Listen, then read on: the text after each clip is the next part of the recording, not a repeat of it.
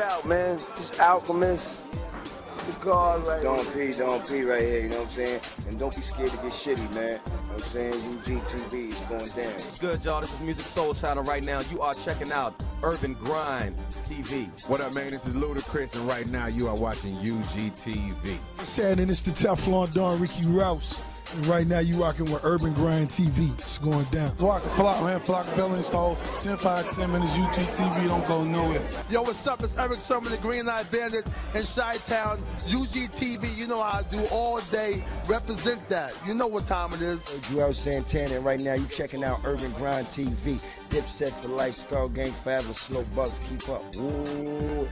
What's up, it's the Patty Cake Man, and you are watching UGTV right here. It's Big Snoop Dogg, Urban Grind TV, you understand me? Urban Grind TV, Face Mob in the building.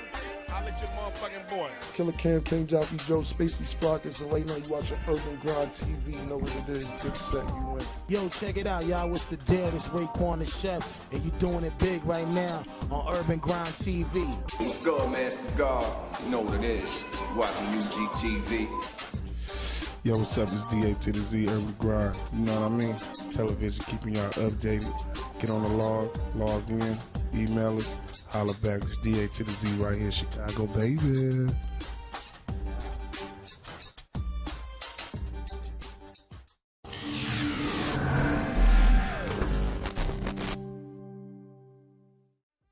What's going on? It's your boy Wally, aka Mr. Music is My Business, and we are back in Chi-Town, the Windy City.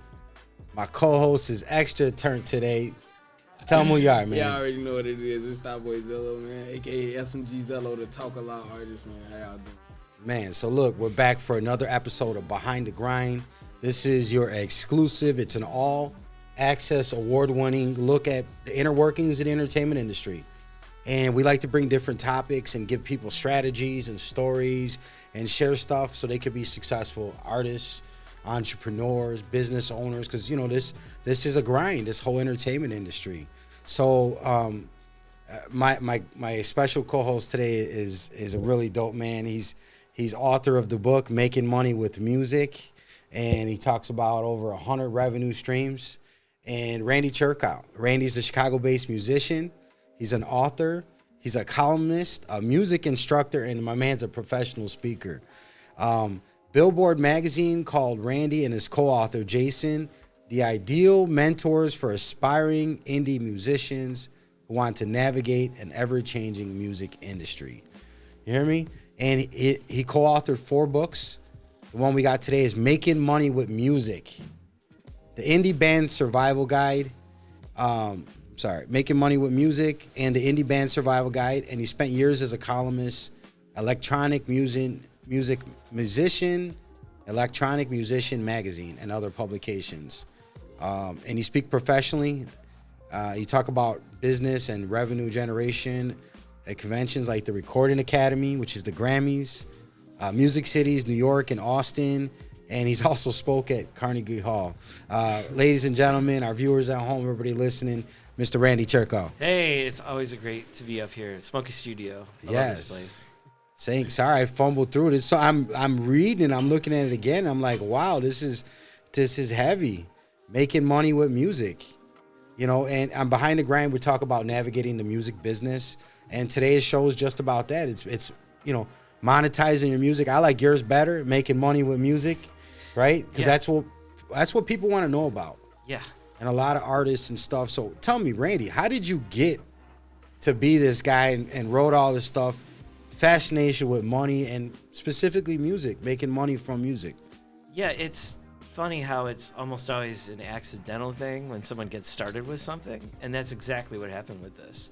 Because what ended up happening is that we were doing our own music. We did some shows around Chicago. We used to play live all the time. And then after we had played for a good 6-7 years, some of our audience was starting to move to the suburbs, you know, and have kids. And so we're like, hey, we get a new audience, but let's do things with this internet thing that's coming out. But you say this also includes your co-author, Co-author, right? And a whole band that we had. We have a whole band called Beatnik Turtle. We've released over 500 songs. Shout out Beatnik Turtle. Shout out Beatnik Turtle, right? That is the name. That was something that Jason came up with, actually, the So co-author. tell us about the Beatnik Turtles. Yeah, we ended up, after playing live for a number of years, just started to explore other ways to get our music out there.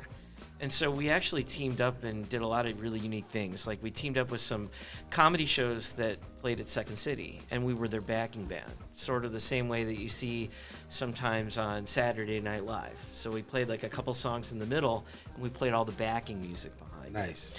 And that got us in front of a whole new audience because we were playing at Second City, and now we're a band that played at Second City, which is, you know, it added to our background and everything else. But one of the craziest projects that we did was taking on releasing one song every single day for a year, 365 songs. It was crazy. It was so much fun. We grabbed musicians from all over Chicago, and if we needed someone who played banjo, we would grab them. You know, if we needed somebody who played violin, we'd grab them and have them record on our music. So, like, we actually, I don't know how many when we were done. I think there were like at least dozens, maybe even over 100 different musicians that played on this, and well over a dozen that wrote the music. Like, we'd grab people and we'd have songwriting sessions, entire weekends. We'd say, we're going to write 10 songs this weekend. And we get together. Sometimes we'd write more than 10, just getting together and coming up with the songs. And then we record it afterwards. See, you said something, you said a whole lot. You said 365 songs. In 1 year. In 1 year, and you said one song per day every day. That's right. Right. So, because I mean, there's a lot of people that will get stuck on a project, 8 songs, 4 songs. Am I lying, Zello? No. And a year might go by, might be a year and a half, 10 songs, and nothing's out and distributed. So we're talking about, you guys planned it, you recorded it, you played it because it's a band. Yes. And then you set it up for it to be actually physically released. How did you release the music every day? You know, it's funny how the technology's changed so much to make it a lot easier to do now. Back then, this was in 2007, we planned this out. Actually, we started to think about doing this in 2005. And we started to come up with it. We're like, no, we're not going to be able to do it by 2006. They said it's crazy. Well, actually, it's funny you say that. We lost 2 band members when we said we were going to do this. They said, I want off the bus. I don't want anything to do with this. Isn't it always crazy until it's done? That's exactly just what like it impossible, was. Right? But it was crazy. You know, the emotions, it was crazy fun. It was crazy creativity. It was actually every kind of crazy that was good. That's a big challenge. That's a hard challenge. That's crazy work ethic. I'll tell you, if you want to break through your creative block, you know, you were talking about that, you know, you're struggling to do that. All you have to do is set a quantity goal, not a quality goal. You don't say, I'm going to make the best song ever. You're going to say, I'm going to make a lot of music. I'm going to make whatever, one a week. That's 52. That's still a lot. And what you can say, we can swear on this, right? This is radio. Rock it out, we can rock it say out. that. It's like you got that critic in the back of your head saying this is no good, and you can say, well, you know what? Fuck this. I have 364 more I have to write. I'll just put this out there. And we were talking earlier in the office and how one of the songs that was licensed by Disney was not part of the 365. It was the album we released right before it, though. Is one of the least favorite songs that we have on the album. So say that again. You put a project out. Yeah. 10 songs. Then you put out 300 songs after. We did. Our first debut album was 2001. I remember the release party was at Subterranean. Very, very much a Chicago band, which is still around, out in Wicker Park. Our second album, we lost one of the band members, and so we did a studio album. It was an unholiday album called Santa Doesn't Like You. It was a whole bunch of songs like Co-ed Drunk Christmas Shopping. Actually, Co-ed Drunk Naked Christmas Shopping. All right, I like that one better. Tipping Over the Christmas Tree, Santa Doesn't Like You was an actual song that was put out and released and actually played on Dr. Demento. That was a lot of fun. And we had all this other like messed up music that was fun. Then we had a unholiday show that we put out. That was actually really good. It was at Martyrs. And then we did a third album, and we released that one with this board game company. Now, that was in 2003. It was really hard to get distribution back then. And we actually had another company doing distribution for us. It was like one of the items that they had on the list. And it was a board game company that had tons of people that loved it, called Cheap Ass Games. And they're Cheap Ass Games? Cheap Ass Games, yeah. The games are like what was the size of the long boxes that you would see for CDs, if you remember those? Okay. Yeah, the tall ones. Yeah, tall ones. It Yeah. was like that sized, and they were about $10 each. So we had our CD be one of the items on the catalog, and we actually wrote songs about things that the people who play the board games would recognize. We actually had the art done by one of my favorite artists. That was really cool. And to this day, we're the only... Shout him out. Who's the artist? His name is Phil Foglio. Phil Foglio. Okay. Yeah, shout out Phil. Phil, I don't know if you're watching this. I doubt it. But yeah, we're shouting you out here. Anyway, we did that. One of the songs from that third album got picked up by ABC Family for a commercial campaign. We have, to this day... And they put some money in your pocket. They put some real bread behind this. Because one song that you made and you said wasn't your favorite. It was not only that, we liked the demo more than we liked the actual final mix and everything else that we did. And we never could get the energy back, everything else. I'm reacting to people in the studio here for those who are watching, if you're wondering why I'm looking the other way. But yeah, I mean, we've all been there where we've done something and an earlier version was better, but we're like, you know what, we need to release this.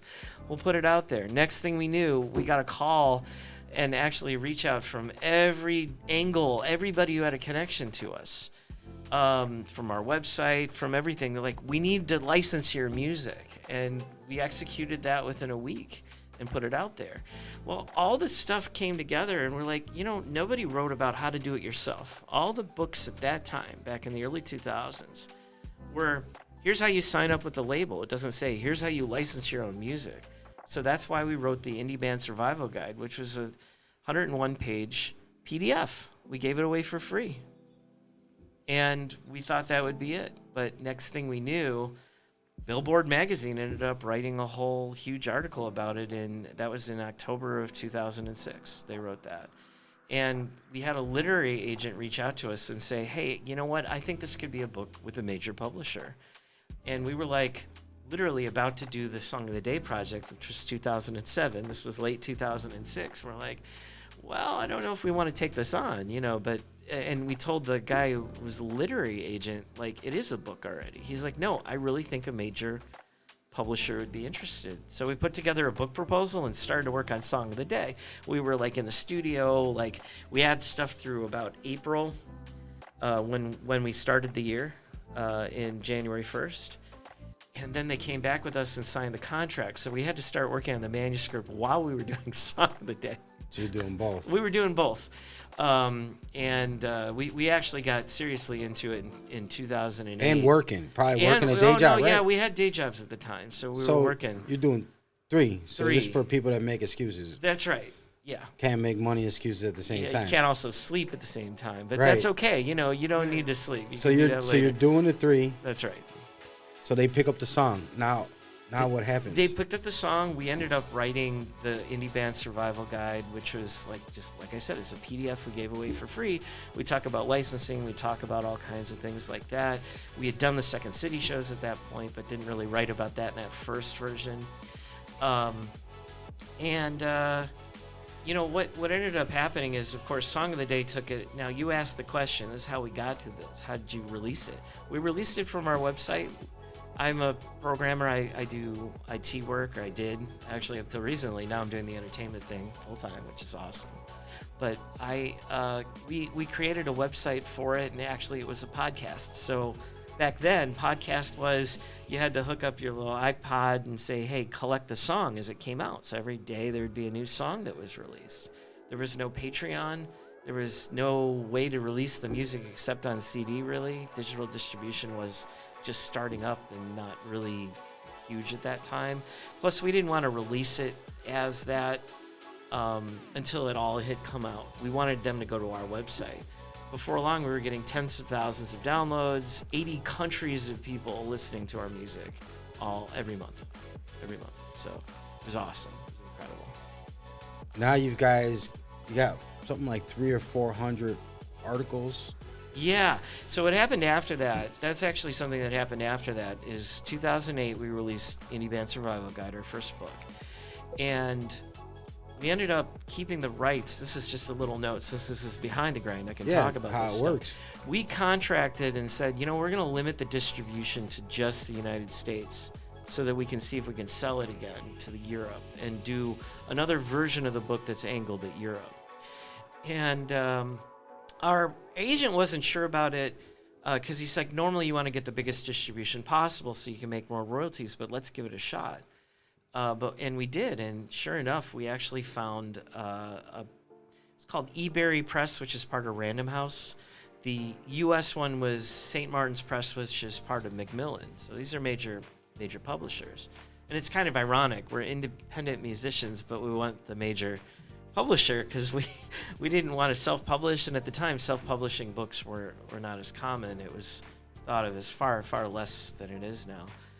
Anyway, we did. We sold the book again, and we made the DIY music manual, and that we updated it. That was 2009. And we were able to interview new people. We were able to update a few things that we wanted to change, and it was substantially similar to the Indie Band Survival Guide, but like I said, it had a European angle on it. Different royalties. Their press acted very differently. The way that they handle all this kind of stuff is very different. And to answer your question about like how we got in, we got interviewed by the Electronic Musician magazine about our books as authors. And I was talking to our co-author, Jason. He's like, I think we should offer 2 interview for them. And because we know all these people because we did this book, we have all these connections now. We can interview them again and do articles. So we made the pitch. And he was like, let me get back to you. And next thing we knew, we had a monthly column at Electronic Musician magazine. That was the start of the 300 articles. Because what happened later was we ended up doing that. We ended up doing other blogs, guest blogs, other magazines. We stopped for a time at Electronic Musician, and then through a longer story that I think we can tell another time you have me up here, we got back into Electronic Music magazine and did a weekly blog, and we were writing 52 a year, at least 48 a year. And so a lot of those 300 came from regular releases. And in that time, we ended up doing a second edition of the Indie Band Survival Guide. And then to bring us up to today, and the topic is that I ended up running into an article from an organization called the Future of Music Coalition. And they said, here's the 50 top ways that musicians make money from their music. And I saw the 50, and I was like, okay, this is interesting. There's some on here that I've never heard of before, even though I've written multiple books and articles about this. But then I could think of a 51st and a 52nd and a 53rd. And next thing I knew, I actually had hundreds of them. And in case you're wondering, there is over 300 that I've cataloged so far. The book came out of that. So our 4th book is called Making Money with Music. We cover around 100 of them in that. And I have a much expanded thing. My recent project is working with the Center for Creative Entrepreneurship here in Chicago, which is a nonprofit. And we're going to cover all 300 of them at it. So ccelearn.org is what that is. Or you can go to makingmoneywithmusic.com and you can get led to this not-for-profit. And with that, I'm working with music cities and music organizations all over the country in order to help musicians basically learn the kinds of things we're going to talk about in today's show. Just making money with music, right? Right. Making a living. Right. Like, Mr. Music is my business. Like, that's a hell of an intro, right? Yeah, I mean, you hit Billboard magazine. The amazing thing is not just you're some guy that said, oh, I'm going to do research and write a book. I'll research something. But, like, you're a musician. Right. You saw a problem, right? And you found, like, solutions. Right. But you're really intelligent in the way that you're like, oh, I'll make lists. Right. I compile this data because it's valuable. Right. People want it. And I think we met each other, but we met because you interviewed me for one of these books. Actually, we met because we're on the board for a school. A school, SAE. Yeah. And I'm still doing some work with them from time to time, and a few others. We're both on the board. But we met, and I always want to interview people and learn, okay, you're doing the business, like what's going on? There's a number of things in the book, and we're going to talk about things like licensing. I'm going to talk about some of the people I interviewed who are on the inside of the sync licensing business. So, because there's no one person that can do everything, but like you said, I'm very curious and I want to do research. I've read entire books on how to do licensing, but then I moved on to, okay, who's the people in the business and what's the real story on it? And that's how I got a lot of the areas. So there's many different, out of the 300 ways to make money with music, to be perfectly clear, you can carve it up into we have about 15 categories, I think, today.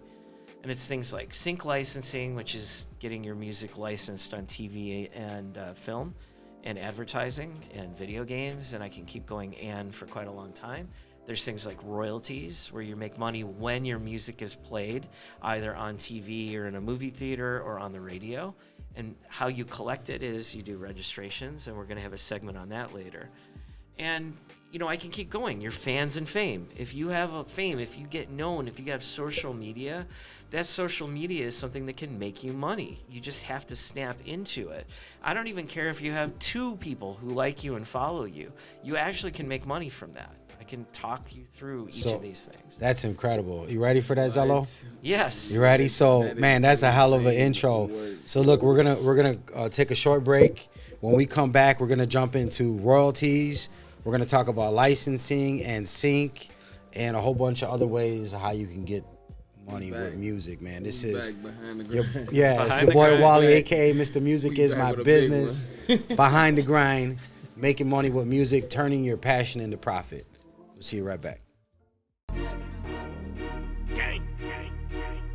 I'm on the ground like whoa. Plenty of fish, you won't pay for the kitty. I probably hit once, then I ghost. Move like the Kennedy, I'm at your energy. Who is that boy? I don't know. He use a drum, so he up in the scope. Keep your friends safe and your enemies close. Brody a demon, he getting his mode. Empty the clip, so he gotta reload. Take what he on, I won't go in his pockets. I see through the cap, so that boy better stop it. I'm trying to see cans that don't fit in the wallet. SMG coming, we trying to make profit. Good talk with sinister, say it's no option. I use my technique, stick and move like I'm boxing. I big A to work, so they ready to box him. I open up doors, thought you needed a locksmith. All of these drugs, can't nobody just drop me. Broke uncle with stick in the back of the party. All of these niggas play game what they like, but you cannot respond. No, this shit not Atari. Niggas be hating for any little reason, but I'ma keep rapping these features with Barbie. Trim this shit down till I get to the top. Now I'm about to offset like I'm dealing with Cardi. I'm going back to back, feeling like Pat. They was sleeping on Zello. Wake up from the nap. They put bread on his top since that boy wanna count. Yo, what's the word? It's SMG Zello, aka Thot Boy Zello, the Talk A Lot artist, man. In the beginning, it was hard for me to get exclusives and to get promo for my music. But guess what? UGTV has that, man. Call the number below, and they will help you out, man. It was the best thing I did for myself.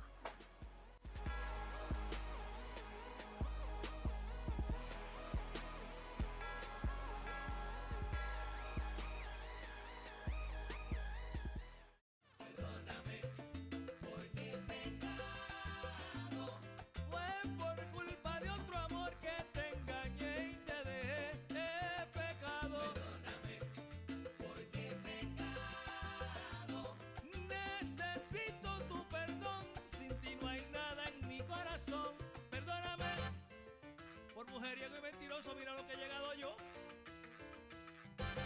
Ah, mira. Y ahora estoy buscando y rogando por perdón. ¡Ay, Dios mío!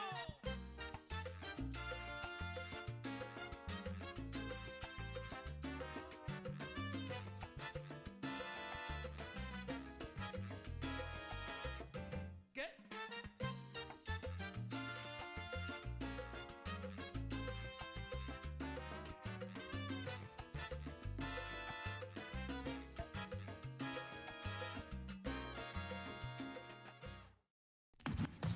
This is John Daniel, your host of Known House Surround, and on This Week in Hip Hop History, we're throwing back to the Beastie Boys' groundbreaking debut album, Licensed to Ill, released on November 15, 1986.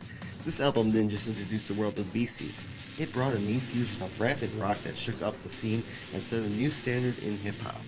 Packed with rebellious lyrics and catchy beats, Licensed to Ill became an instant classic.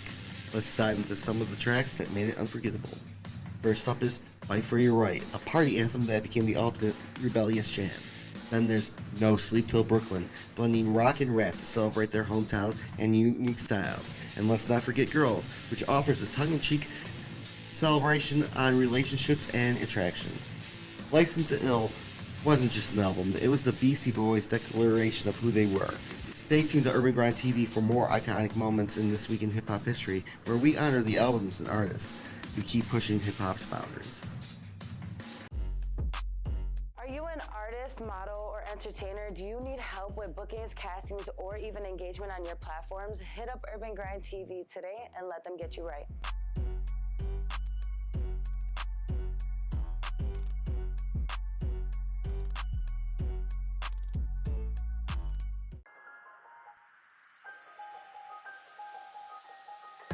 What's going on? It's your boy Wally, aka Mr. Music is My Business from Urban Grind TV. I'm here to announce my brand new book is out. It's available everywhere books are sold.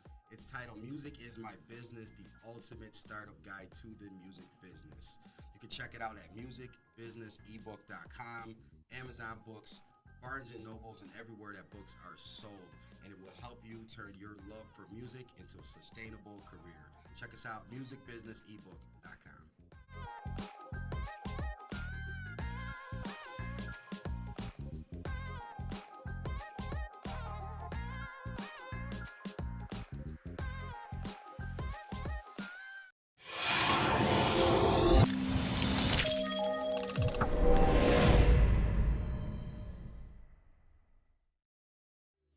What's going on? It's your boy Wally, aka Mr. Music is My Business, and welcome back to Behind the Grind. Today we're talking about monetizing your music. The way my co-author, co-host says is making money with music. Zello, Thot Boy Zello, what's happening, brother? You know what it is. It's Thot Boy Zello, aka SMG Zello, the talk about artist, man. That's right. So how you feel about making money with music? Man, making money with music, man, that is insane work, because that's something I've been wondering how to do for a long time. I'm trying to like just get myself out there into feeding my family, you know, being able to. So you got to learn how to make money with music, right? Yeah, everybody. That's why everybody wants. Yeah. Especially all the young stars that coming up like me. Yes. You know what I'm saying? We definitely want to understand how to make money with your music. So our guest host today, Mr. Randy Chertkow, he gave us an incredible intro.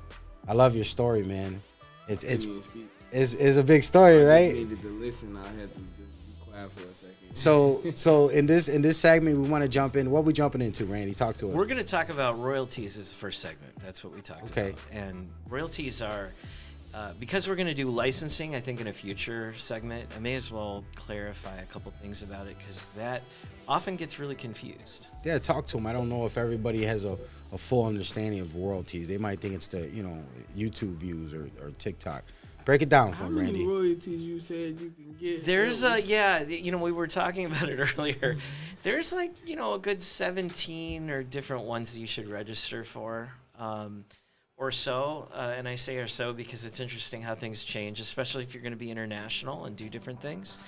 I'll break it down a little bit. Like this session, it's hard to go through it as a list and everything, but let me give you a flyover overview. And where this kind of stuff has to start is to understand what you have as an artist. If you create a new original song, and the joke I always like to say is original doesn't mean that it's good, it just means that it's yours. So it means that you didn't take someone else's song. It's not a cover song. That includes the music, Randy. We just got to clarify. Well, that's what I was about to say, because what the music is a little unclear to a lot of people. I've seen this happen a lot where people aren't really clear on it. There's two concepts that you have in copyright. One is something called the composition. That is the music, that is the thing that can be covered. Like other people can cover your music, but there's only one composition that you have. So name the song that's your favorite song. That song, multiple people can do it, but there's only one composition. And then there's the recording of that. Each time you do a different recording, including ones that you have live, remixes, each one of those is a separate copyright. And both of them have what's because it's bigger, a new piece of IP, right? It's a new piece of property. That's right. It's different. It's because of the way that the music industry grew up over historically. I'm not going to go into history, but what I can tell you on this is what's even more crazy is that both of those have different sets of royalties based on them. It's levels. There's levels to this. That's crazy, man. So you learn something new every day, man. That's crazy. Yeah. So like you write a song and you record that song. you actually have 2 copyrights right away. Now, before you release it, you have some rights to it, actually, that even before you release it, including the right to decide when it's released. That is your thing, and it's actually property. Intellectual property law, as you know, since you have a JD, you know that it's actually property, which means that you can sell it. You can also license it. We're Borrow gonna get money, get a publishing, get advance. Everything else you would do with property normally, you can do. You can rent it to people. You can do all kinds of interesting things along that line. There's a lot of ways to make money from it, because that's what we're here to talk about. Why am I bringing this up with royalties? It's because, as I said, different royalty groups and agencies out there actually make you different money off of these different rights that you have. The first thing you should do when you have those songs is to register them for copyright. Now, to be clear, I'm just going to do a tiny little piece on copyright. Ironically, piece of paper. No, this comes up. This is your paper. This is why I wrote the book. It's literally in the book. And I mean, and as I always like to say, it's like I'm not here to sell the book. Ironically, like I make a little bit off of it when people buy copies of it. Right. But you can't, like, you could write it down, but you're better off going to the chapter that we have on it. We break this down step by step by step. So just like let it wash over you for now. And those of you on the radio, of course, you're listening. You might be able to hit rewind or watch this on YouTube if you're watching this on YouTube. You can do this again and take notes as you go. But to be clear, you get those 2 copyrights out of it. And copyright, as I was about to say, I've done talks coast to coast on this kind of thing, literally from San Francisco all the way through New York at Carnegie Hall and in Texas. So I've hit like Oklahoma, like I've hit all these, Colorado.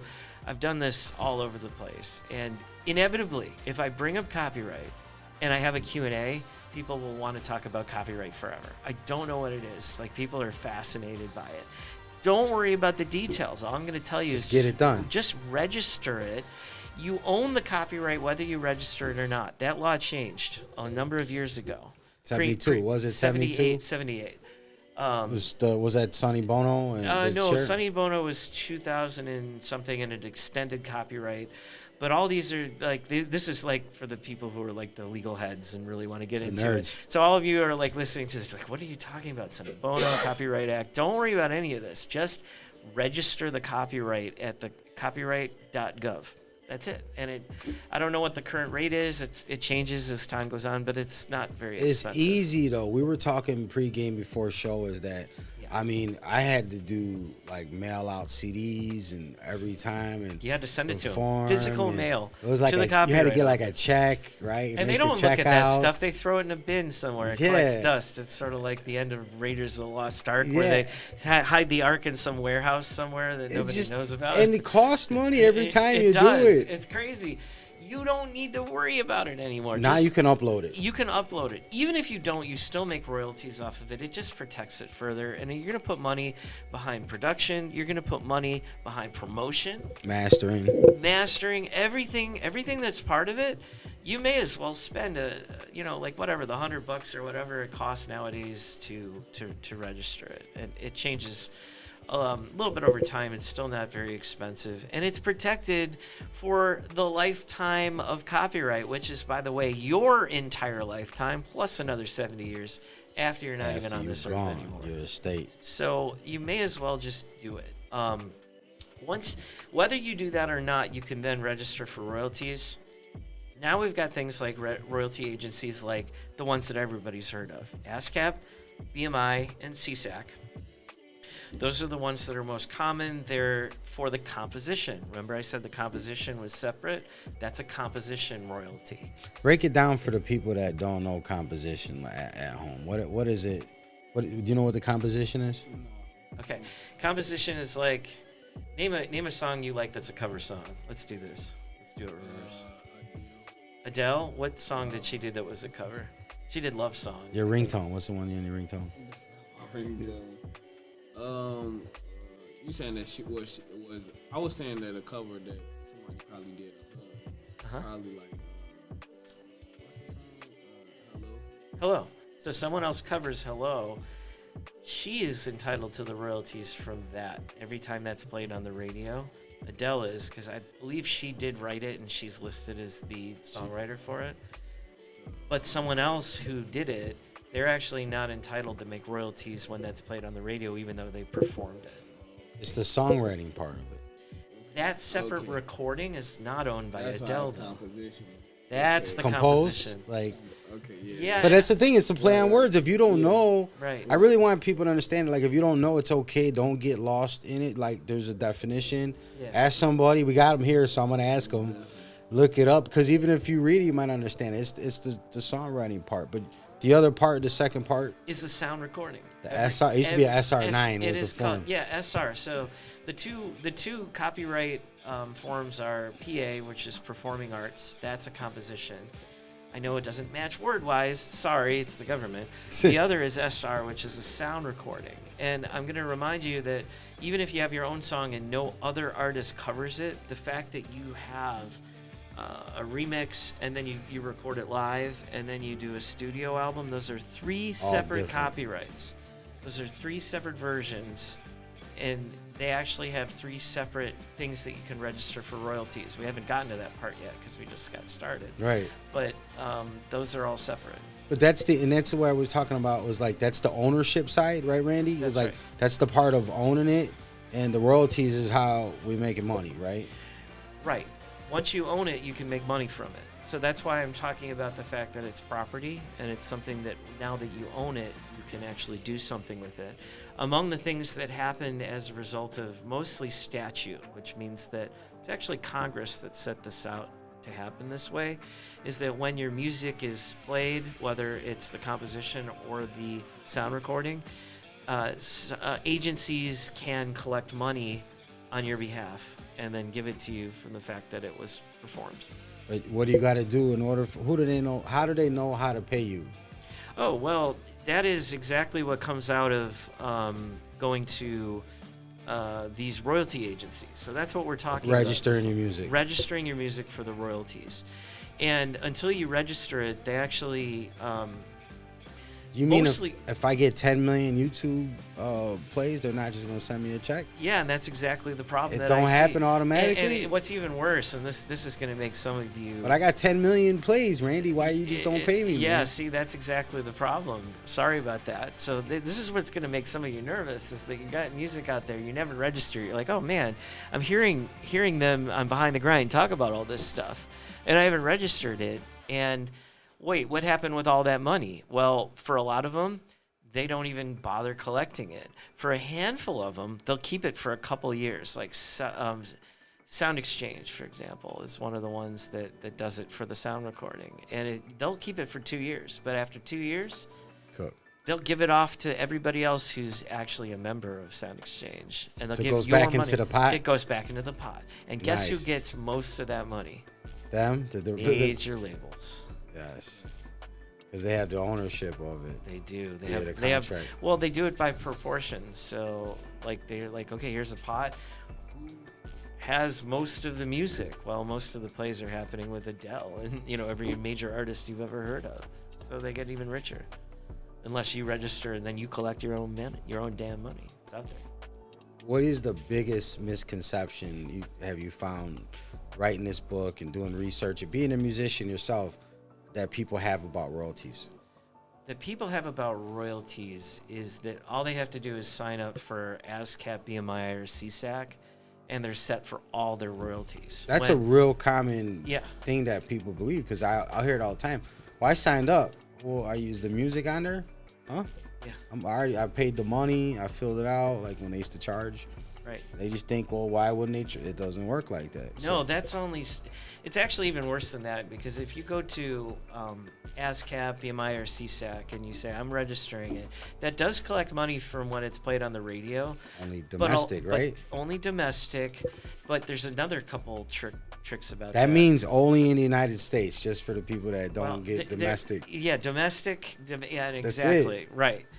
Domestic and foreign, and in this case, foreign means non-U.S. if you're U.S. based. Now, if you're Canadian, you do SOCAN, and if you're in any country around Europe, there's tons in every country. What you can do with ASCAP, BMI, and CSAC, though, is you can say, I want you to collect foreign royalties for me. And that's one of the registrations I was talking about. So like, here's like a thing that I've seen before. People register at ASCAP or one of these three, and they'll register as a songwriter because they're like, I'm a songwriter. And there's another registration you can do there that's called registering as a publisher. They're like, well, I'm not a publisher. I've never heard of that.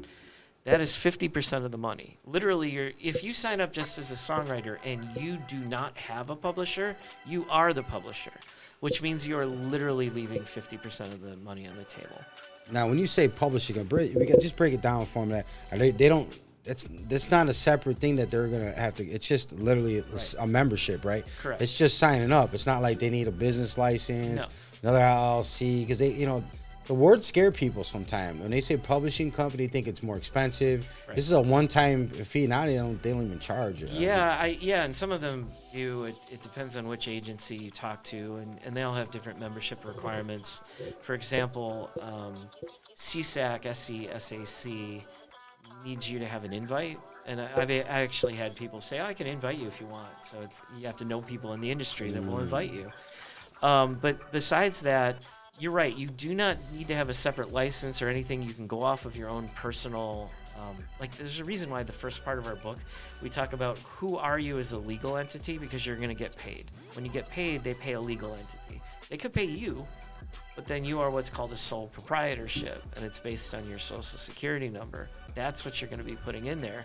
You're going to do it twice at these agencies to collect all 100% of the money that you need. And by the way, this is true of as you keep going. The MLC is another type of royalty agency, in that you also have to do it twice. Once as a songwriter and once as the publisher. And then you can ask them to also collect foreign royalties. So that's why it climbs up to 17 really quickly, is that like each one is usually about 3. It's split up. And Sound Exchange, it's based on the sound recording, and that is the sound recording owner and the featured performers. That gets split up in half. And for them, you can ask them to collect foreign royalties as well. Gang. I'm on the ground like, whoa. Plenty of fish, you won't pay for the kitty. I probably hit once, then I ghost.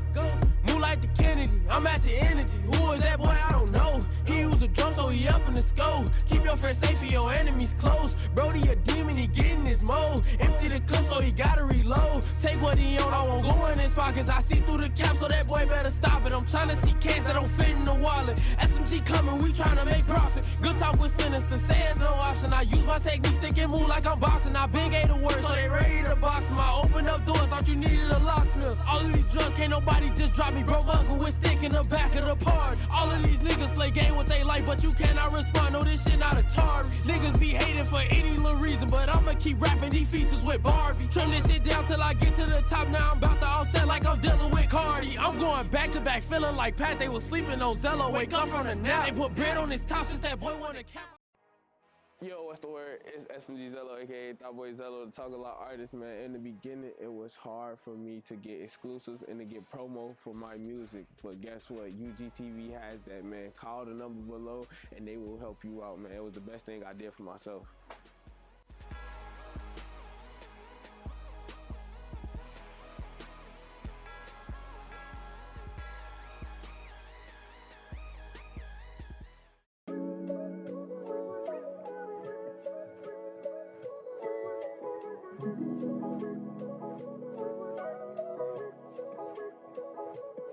When it's time to get groovy, baby, I'm rocking my Thule, baby. We in the mix, like a mulatto. They think I hit the lotto. I'm flipping them bricks, flee like a tick. When I put on that shit, she gon' choose like a pick when I hop in the whip. You ain't first and you last, like my first name is Rick. Might ride solo though, cause they be too fake. And my word is legit, moves be fraudulent. Say what they don't mean, like Uno I skip. Pour up that ace, and then take me a sip. I done been through some shit, but fuck the past. Gotta live for the 9, but I never forget, never complain. Used to trap in the rain, I didn't do it for fame. I used to bang, so I came out that mud, but no dirt on my name, repeating the same, and want different results. That shit is insane, I switched to terrain, and I hopped on a plane. Now my view done changed, I be on go, so out of they reach, somewhere on the globe. If I drop a low, you can't pull up on me. Need a flight or a boat, they take you for granted, till you disappear. Now they praising the ghost, I get that bread, then I get that butter. Now it's time for a toast. Tell the DJ running back again. Make sure your plug, throw them extras in. Now tell a girl, grab another friend. We gon' have fun, but we play to win. Now tell the DJ, run it back again. Make sure your plug, throw them extras in. Now tell a girl, grab another friend. We gon' have fun, but we play to win. Now it's my time for real, I be thumbing through blues. They think I signed a deal, it came out that pot like I cooked up a meal. Had the bag in the seals, taking them trips, loading up on them peas. Got them flavors for real if I get a meal. I'ma free all my dogs, yeah we need that appeal. Get on these beats, I'm a different beast. And it feel like some cleats, I don't bark, I just bite.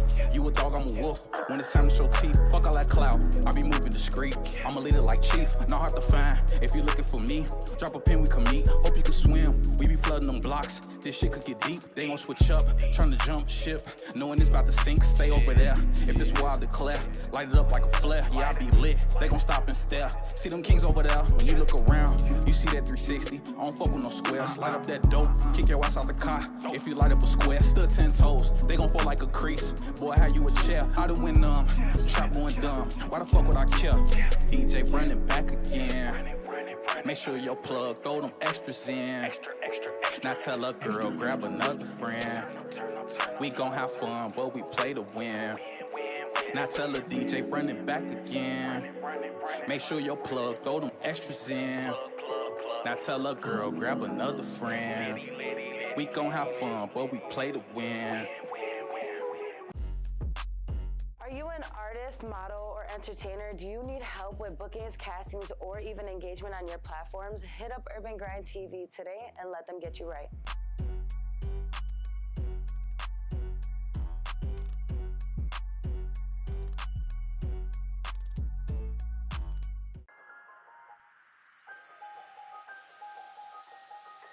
What's going on? It's your boy Wally, aka Mr. Music Is My Business from Urban Grind TV. I'm here to announce my brand new book is out. It's available everywhere books are sold.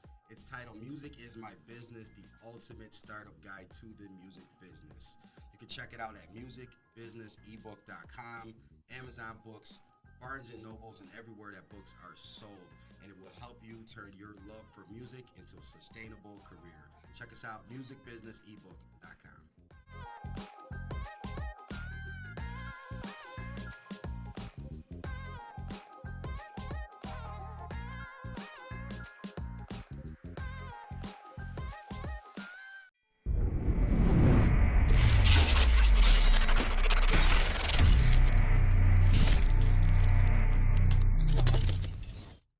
Additional applications I notice are boxes you have to check. Boxes you have to check are different applications. It depends on the agency. To grant them, you have to grant them the rights. Tell them, right? In order for them to collect it, they won't just go ahead and do it. You have to give them permission, so to speak, to collect it on your behalf. Right. Now, I have no doubt that some of you are listening right now and are feeling dizzy with all the stuff that I'm saying, especially like. You write all this down? It's too late. No, it's all.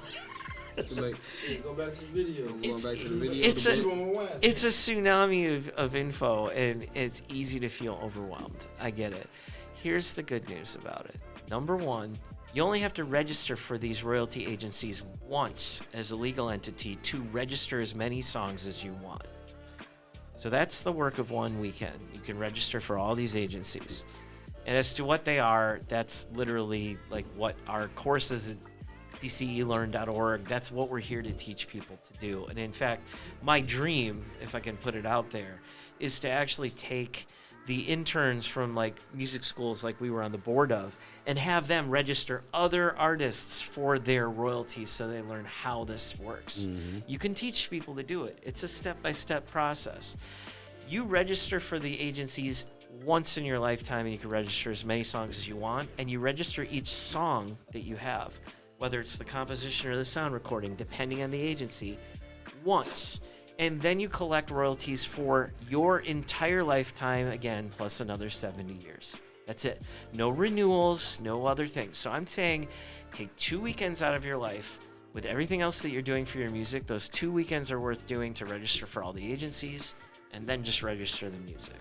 And then sit back and collect passive income the rest of your life. Yes. Yes, and if you don't want to do it, if they ain't ready to do all that Zello, we got another option. Yes. Urban Grind TV has a music royalty registration program. They can just get, they go to urbangrindtv.com, There's a button. We help them get the account set up, and we do one record with them. And not only do we do it, but we'll provide them like support via 30 days. So as they go back and they're registering other music, in case they got a question, we set up one guy. We did his single for him. He said, I got 200 songs. And because I Randy, I was like, put it on the spreadsheet. So now you got a spreadsheet with 200 songs, and he's going back and he's trying to get his stuff together and get the registration done. Where if you start out with this stuff, while you have a smaller library, maybe at 20 songs, it takes less time, right? And like Randy said, there's time limits on stuff. So since there's time and money's expiring, why leave money on the table?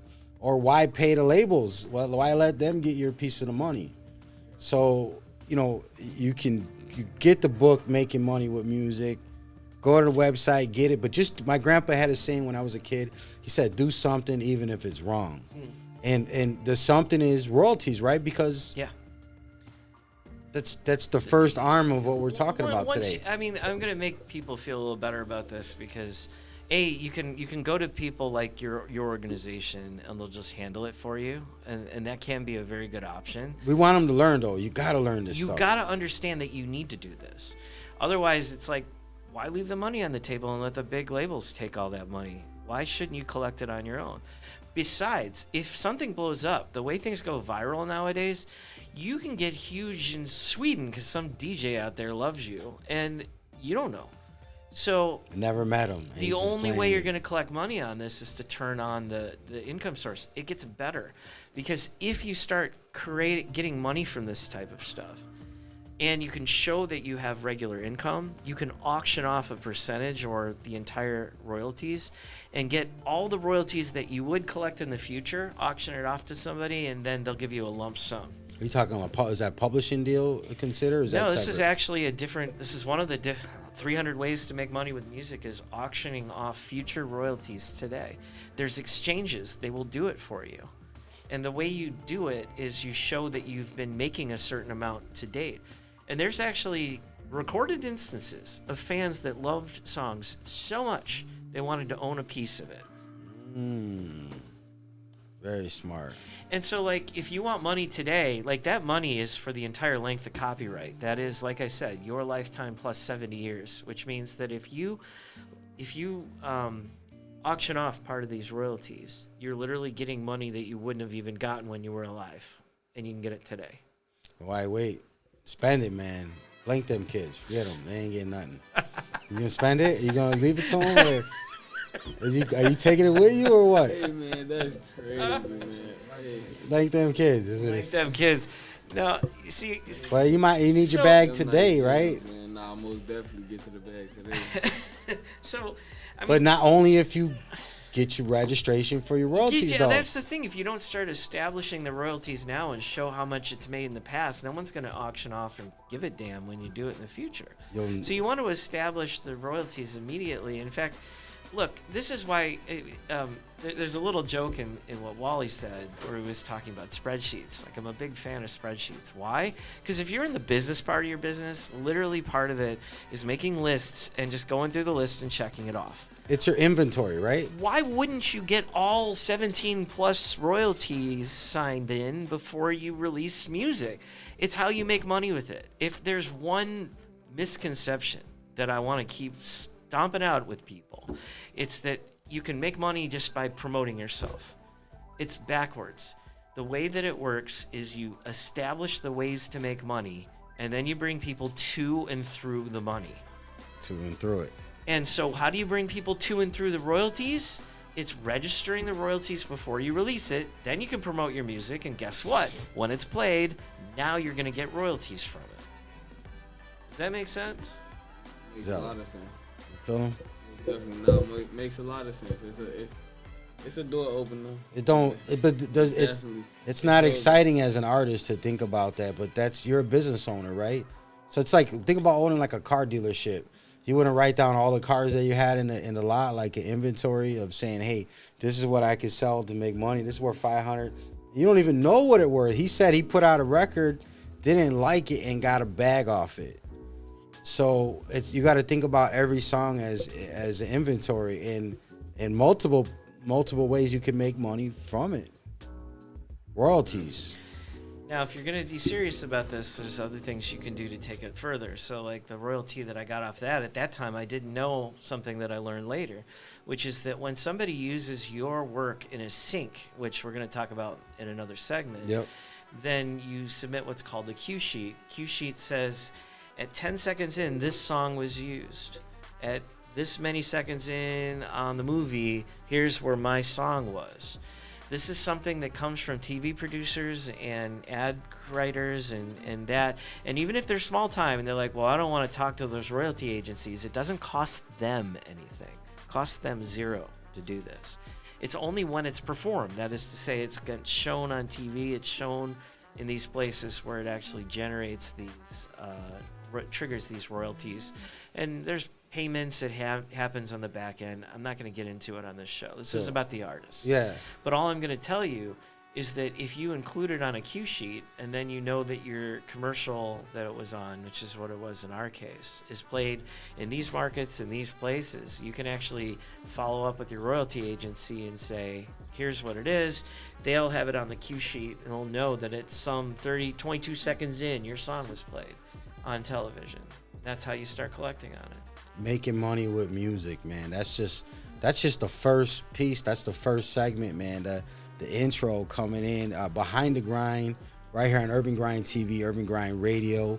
When we come back, we're gonna tap. Are you ready? We're gonna tap his brain a little bit more. We trying to squeeze all the lemon out the juices, right? You want to know or no? Are you sure we can talk about something else if you want? Nah, you want to make some money or what? Baseball season's almost over. There's Yeah, not much to talk about. there's not much to talk about. NBA's not started up really. This behind the grind. This is like navigating the music business, and one way of navigating the music business is figuring out how do I get paid, how can I make money, and this is all doable. It's real.